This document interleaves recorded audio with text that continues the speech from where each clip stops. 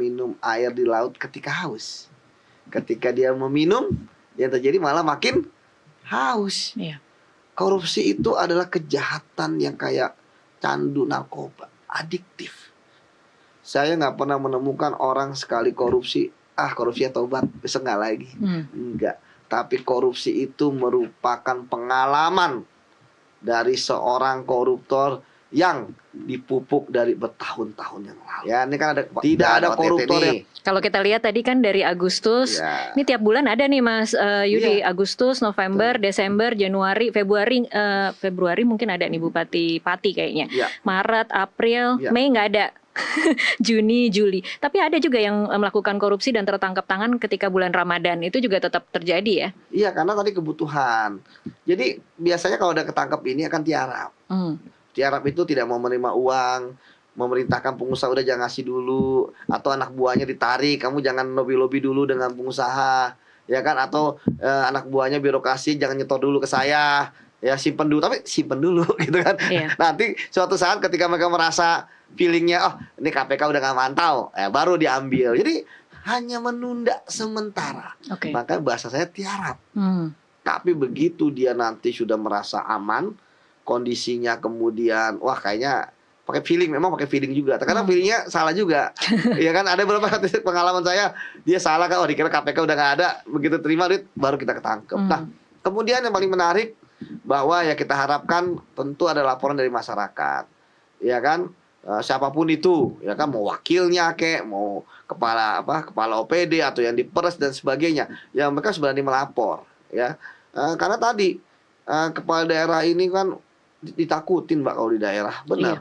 Saya sering ketemu dengan kepala daerah itu, ya baik waktu di KPK maupun sekarang, ya mereka ditakuti di daerahnya oleh birokrasinya dan sebagainya, ya sehingga kemudian kita bisa melihat ya bagaimana banyak di birokrasi kita mental penjilat juga ada, ya leaking gitu kan. Mental penjilat sih di mana-mana ada Mas. Di mana ya?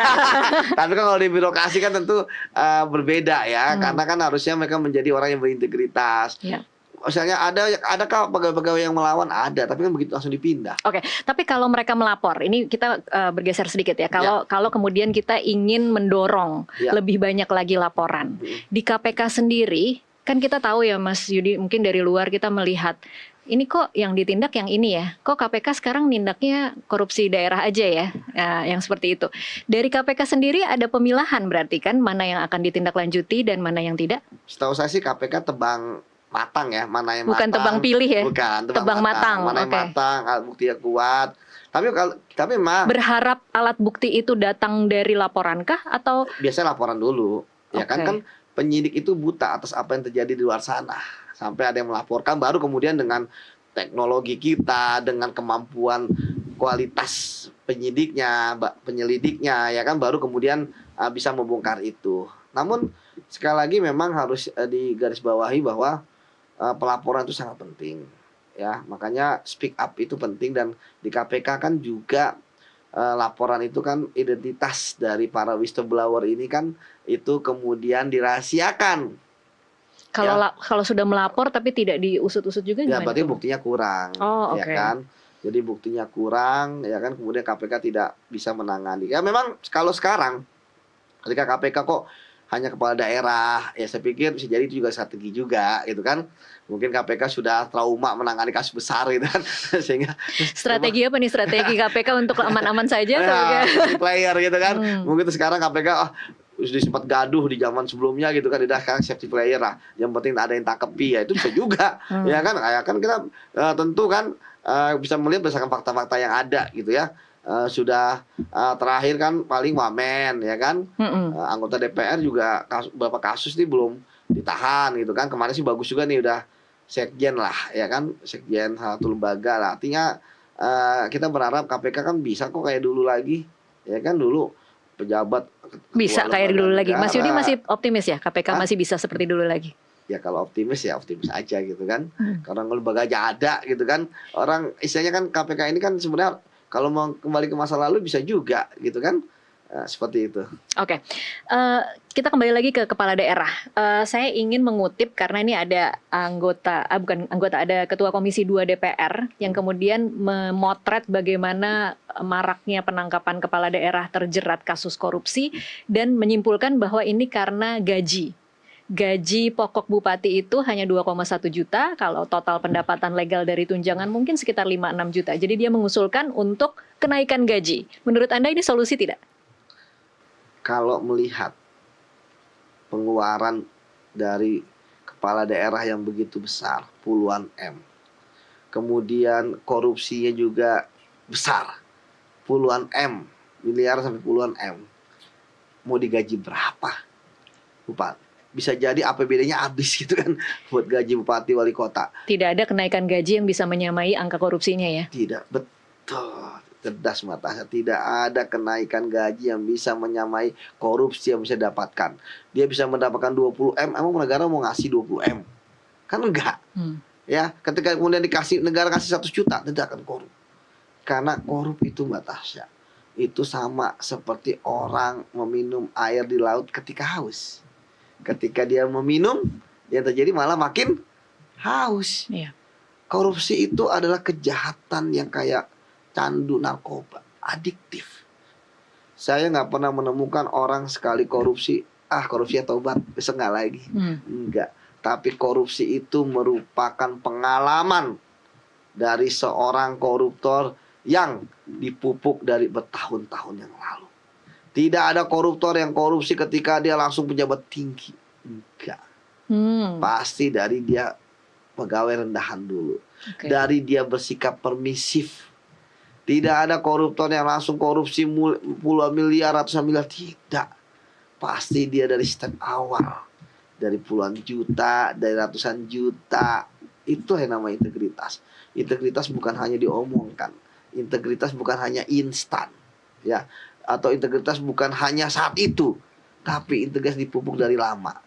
Makanya pelaku korupsi ya akhirnya semakin membuat bahwa teori korupsi bukan hanya sekedar kebutuhan, ya, tapi juga karena rakus. Kalau kebutuhan sandang pangan papan berapa sih Mbak Tasya? Orang sampai punya uang di banker puluhan miliar itu emang makannya jadi 4 kali, jadi 100 kali sehari kan? Enggak. Orang punya mobil 15-20 kan dipakai cuma sekali. Nah itu karena greed rakus. Kalau dulu Mbak Tasya, orang korupsi itu di bawah meja, ya, zaman reformasi di atas meja. Saat ini pun mejanya dikorupsi. Mejanya dikorupsi ya saat ini. Iya, oke. Saya ingin bahas sedikit karena tadi kita sebenarnya sudah bahas tentang fungsi pengawasan. Karena menurut saya ini penting Mas Yudi untuk dibahas. Dari sisi penegakan hukumnya tadi kita sudah bahas, sekarang dari fungsi pengawasan. Sebenarnya kan ada lembaga-lembaga atau instansi-instansi di daerah yang tugasnya mengawasi. Tadi kita sudah bahas juga bagaimana kemudian mereka sebenarnya takut pada bupati. Tapi ada DPRD. Catatan Anda terhadap DPRD seperti apa Mas Yudi? DPRD itu kan orang berkompromi dengan kepala daerah. Bagi DPRD selama mereka nggak diganggu sama kepala daerah, mereka nggak akan ganggu. Bahkan di beberapa kasus DPRD terlibat perkara dengan kepala daerah. Ada yang menjadi kaki tangannya, ada yang kemudian disuap oleh kepala daerah. Jadi, dan yang menarik memang sistem politik kita untuk DPRD ini memang menarik ya. Jarang suatu daerah itu mempunyai gonjang-ganjing di daerahnya. Seperti sudah terkondisikan, ya kan? Seperti aman saja. Seperti aman saja.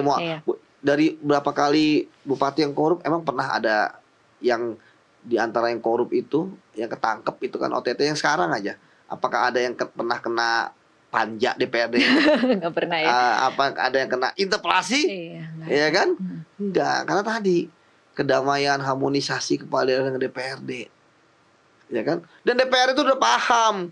Ya kan, cara bupati ya korupsi, siapa saja pengusahanya udah paham sebenarnya. Jadi apa DPRD-nya memang tutup mata juga ya? Tutup mata. Yang penting nggak diganggu, yang penting mereka bisa melaksanakan kegiatan mereka, termasuk anggaran kan juga, ya kan mereka juga masih gabung dengan APBD, ya kan. Nah, kemudian juga perintah dari partainya mungkin yang penting nggak gaduh di daerah, karena kan untuk pembangunan dan sebagainya. Akhirnya ketangkap-tangkap itu kan juga nggak ada hubungannya dengan tindakan-tindakan DPRD mengawasi, ya kan? Karena tadi damai. Kemudian juga yang menarik ya terkait dengan misalnya inspektorat. Ya kan inspektorat kan ketika dibilangin ini punyanya bapak atau punyanya ibu atau punyanya orang nomor satu di situ, selesai mereka. Ini kan sebenarnya inspektorat inilah yang diharapkan kemudian bisa melapor ya ke KPK ketika mereka menemukan temuan-temuan yang mencurigakan atau penyalahgunaan wewenang. Tapi itu tidak berjalan ya? Nggak berjalan. Inspektorat itu hanya bisa melapor, hanya tegas kepada kalau istilahnya pegawainya bawah. Oke. Ya kan, yang golongan 2, golongan 3 gitu kan. Golongan 4 mungkin 4A gitu ya. Tapi begitu atasnya, apalagi ya, ternyata tadi saya katakan udah ada informasi ini punyanya kepala daerah, selesai. Ya kan?